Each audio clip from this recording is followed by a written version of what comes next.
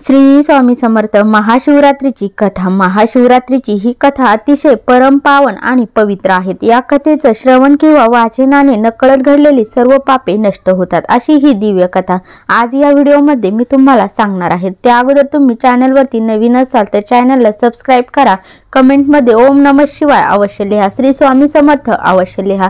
चला तर मग कथेला सुरुवात करूया। विंध्य पर्वतात एक शिकारी राहत होता। तो हिंसक आणि निर्दयी होता। एके दिवशी नेहमीप्रमाणे शिकारी करण्याच्या तयारीने शस्त्र, फासे, जाळे सोबत घेऊन तो जंगलात गेला। तिथे भगवान शंकरांचे मंदिर होते। तो दिवस होता महाशिवरात्रीचा पर्व काळ आणि त्या दिवशी सर्व बाजूने शिव मंदिर सुशोभित केले होते। मंदिराचा कळस चमकत होता। मंदिरातील शिवलिंगाचे भक्त मनोभावाने पूजा करीत होते। ब्राह्मण समुदाय रुद्रघोष करत होते। अखंड अभिषेकाची धार शिवलिंगावरती धरली होती। टाळ मृदुंगाचा गजरात भगवान शंकराचे कीर्तन चालू होते। हर हर असा जयघोष भक्तजन करत होते। अनेक दिवे लागले होते। सुगंध दरवळत चहूकडे पसरला होता। त्या ठिकाणी तो शिकारी आला। त्याने ते सर्व वातावरण पाहिले। सर्व लोकांची टिंगल करून तो तिथून हर हर असे बोलून चालला। टिंगल करता करता त्याच्या जिभेला शिवशिव म्हणण्याची सवय लागली। तो दाट जंगलामध्ये गेला। संध्याकाळपर्यंत त्याला कोणत्याही प्राण्याची शिकार काही मिळाली नाही। सूर्यास्तानंतर काळोख पसरला। आकाशात चांदण्या चमचमत होत्या। फिरत फिरत तो शिकारी एका सरोवराच्या तीरावरती आला। तिथे एक बेलाचे वृक्ष होतं। शिकारीसाठी ती योग्य जागा आहे असे त्याला वाटून तो त्या वृक्षावरती चढून बसला। हातात धनुष्य पकडून बाण धरून येणाऱ्या सावजाकडे लक्ष देऊ लागला। पण त्याच्या पुढे बेलाच्या वृक्षांच्या डहाळ्या येत होत्या, त्यामुळे त्याला काही नियम साधता येईना। तेव्हा फांदीवरील बेलाचे पाने तोडून त्यांनी खाली टाकायला सुरुवात केली। त्या बेलाच्या वृक्षाखाली ब्रह्मदेवाने स्थापन केलेले शिवलिंग होते। त्यावर बेलाची तोडलेली पाने पडू लागले आणि अशा प्रकारे शिकाऱ्याकडून नकळत शिवरात्रीचे व्रत घडले होते। त्याला उपवास जागरण घडले होते। त्याच्या जिभेला हरहर म्हणण्याचा चाळा लागला होता आणि शिवलिंगावर वरतून पाने पडून पूजाही घडत होती। रात्रीचा एक प्रहर उलटून गेला।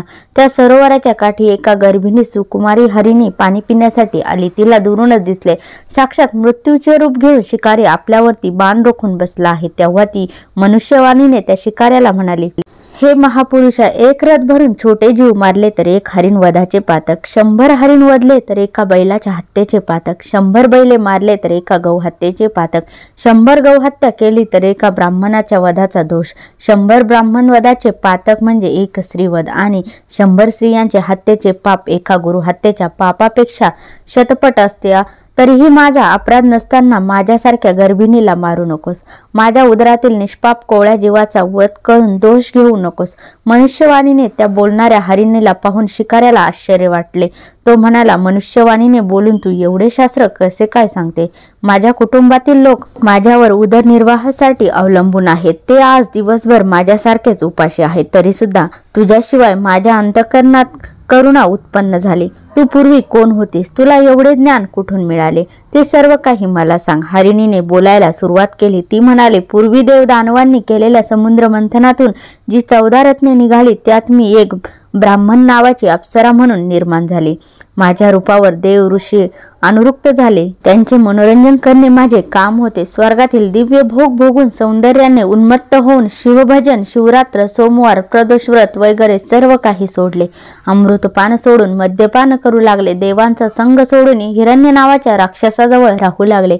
एकदा तो राक्षस मरगईसाठी दूर जंगलात गेला। ते पाहून मला वाटले की या वेळात शिवशंकरांचे दर्शन घेऊन यावे आणि म्हणून मी कैलासावर गेले। मला पाहताच भगवान शंकर क्रोधित झाले। माझ्याकडून घडलेल्या अपराधाची शिक्षा म्हणून त्यांनी मला शाप दिला।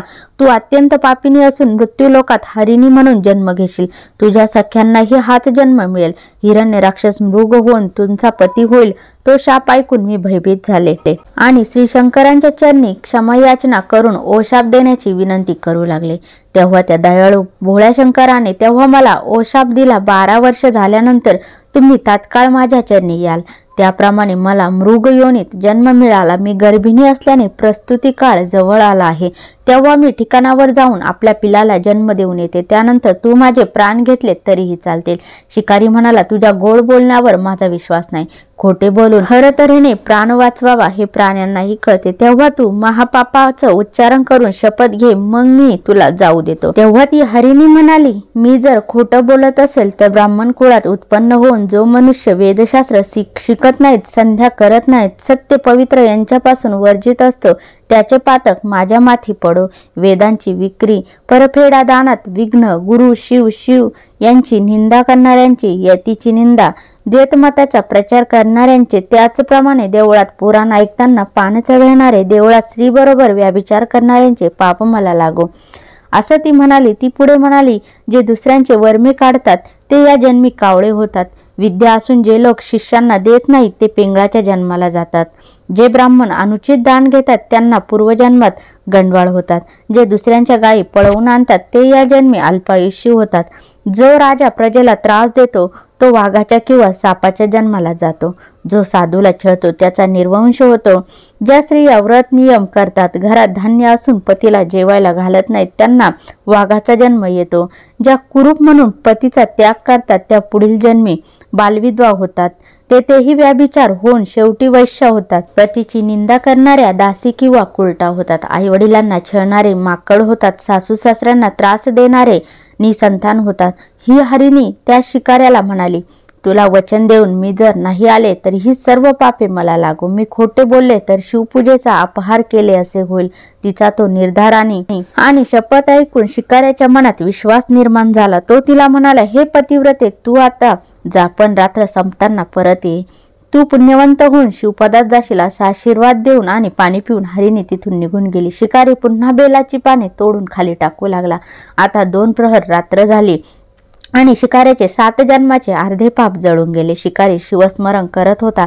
त्याला त्याची गोडी लागली होती. हरिणाच्या मुखातून निरूपण ऐकल्याने त्याला जागरणही झाले होते. त्यावेळी तिथे दुसरे एक हरिण तिथे आले आणि पाणी पिऊ लागले.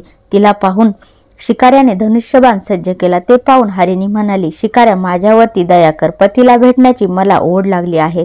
मी माझ्या इच्छा पूर्ण होऊ दे. मी पुन्हा परत येईल.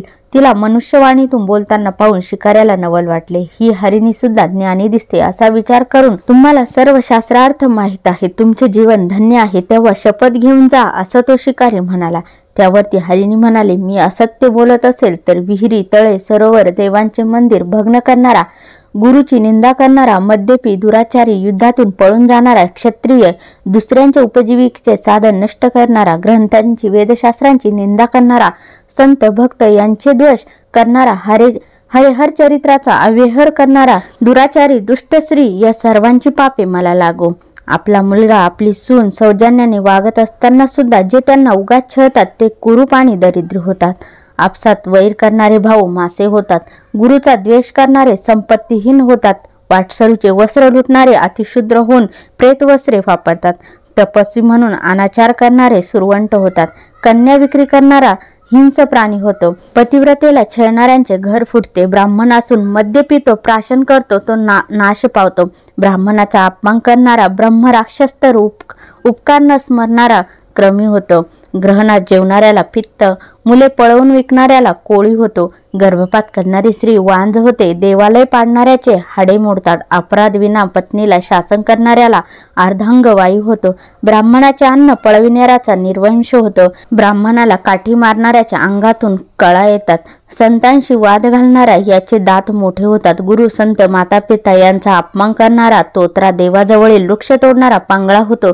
सुतकातले अन्न खाणारा रोगी होतो. एकट्यात सुगंधी द्रव्य वापरतो त्याच्या अंगाला दुर्गंध येतो. ब्राह्मणाचे खर्च बुडवणारा अल्पायुष्य होतो. झाडाची सावली नष्ट करणारा निराधार होतो. ब्राह्मणाचे ऋण बुडवितो तो भिकारी होतो. पुत्रद्वेषी गरिबाचे लग्न मोडणारा निसंतान होतो. माता पित्याचा छळ करणाऱ्याचा कार्यनाश होतो. एकाच देवीची भक्ती आणि इतर देवांची निंदा करणाऱ्याला कमी मुले होतात. गौवत करणाऱ्याला कर्कशा बायको मिळते. बैलाला मारणाऱ्यास मूर्ख पुत्र होतो. आपल्या गुरुचा त्याग करणारा अल्पायुष्य होतो. सूर्याकडे तोंड करून जो लघुशंका करतो तो दंतहीन पांढरे केसांचा होतो. लहान मुलाच्या मृत्यूने शोकाग्रस्त झालेल्यांना हसणारा निपुत्रिक होतो. असे म्हणून ती हरिणी म्हणाली, मी पतीला भेटून लवकर परत नाही आली तर मला ही सर्व पापे लागो. शिकारी तिला म्हणाला, ठीक आहे, तू फार ज्ञानी दिसतेस. घरी जाऊन लवकर परत ये. त्यानंतर एक हरिण पाणी पिण्यासाठी सरोवराकाठी परत आले. त्याच्यावर बाण पकडताच तो शिकाऱ्याला म्हणाला, माझ्या पतिव्रता स्त्रियांना मी विचारून येतो. तुला दिलेले वचन मी नाही पाळले तर कीर्तनात विघ्न आणणाऱ्याचा निर्वंश होतो. शूद्र ब्राह्मण कर्म करणारा नरकात जातो. तीर्थयात्रेत विघ्न आणणाऱ्याच्या अंगावर जखमा होतात, तोही नरकात जातो. आई वडिलांचा द्रोह करणारे व्याधीग्रस्त होतात, पिशाच्च होतात, गुरुद्रोही भूत योनीत जातो. भरपूर जेवण घेणाऱ्या सदृढ ब्राह्मणांना हसणाऱ्याला अन्न वेचव लागते. देवळे पाडणारा भगवान शंकरांची पिंड फोडणारा, देवाचे उपकरणे अलंकार चोरणारा पंडुरंगी होतो. मित्रद्रोह, आई वडील गुरु यांची हत्या, विश्वासघात, गायी ब्राह्मणांच्या वरील मृत्यू संकट सामर्थ्य असून निवारण करत नाहीत. ब्राह्मणाला बाहेर थांबून घरात अन्नभक्षण करतात, सोयऱ्यांची प्रार्थना करतात, त्यांना संग्रही पोटचोळी दुखणे होतात. पंचयज्ञ न करणारे, ब्राह्मणाची घरे जाळणारे, गरिबाला वाटेत लुटणारे, संतांचा अपमान करणारे, गुरुला छळतात, त्यांची परीक्षा घेतात, त्यांच्यावर आरोप करतात, ती माणसे निपुत्रिक राहतात. शिवकीर्तन न ऐकणारे कर्णपीडित होतात, बडबड करणारे बेडूक होतात, शिवकीर्तनात झोपणारा साप होतो, वाद घालणारा पिशाच्च होतो. अशा तऱ्हेने अनेक पापे मी जर वचनभंग केला तर माझ्या माथी पडो. शिकाऱ्याला आता शिवनामाची फार गोडी लागली होती. त्याचा कंठ दाटून आला, डोळ्यातून अश्रू ओघळू लागले. बेलाची पाने तोडून तो खाली टाकतच होता. शिवपूजन घडतच होते. रात्रीचे 4 प्रहर शिवजागर झाला. रात्र संपली, अरुणोदय झाला.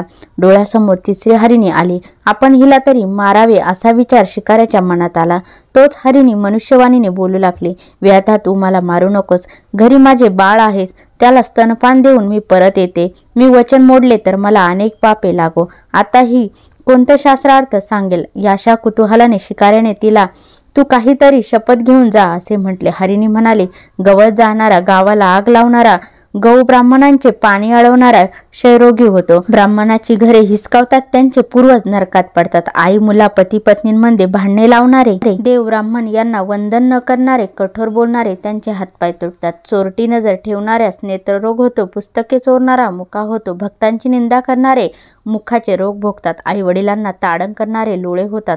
कृपण सर्प होऊन धनाचे रक्षण करतात. यतीला भिक्षा न घालणारा शिवाच्या कोपाला बळी पडतो. संतती संपत्तीला मुकतो. जेवणावरून ब्राह्मणाला उठवणे सर्वात मोठे अधर्म आहे. तो शिकारी हरिणीला सद्गत होऊन म्हणाला, तू निशंकपणे घरी जाऊन तुझ्या पाडसाला स्तनपान देऊन ये.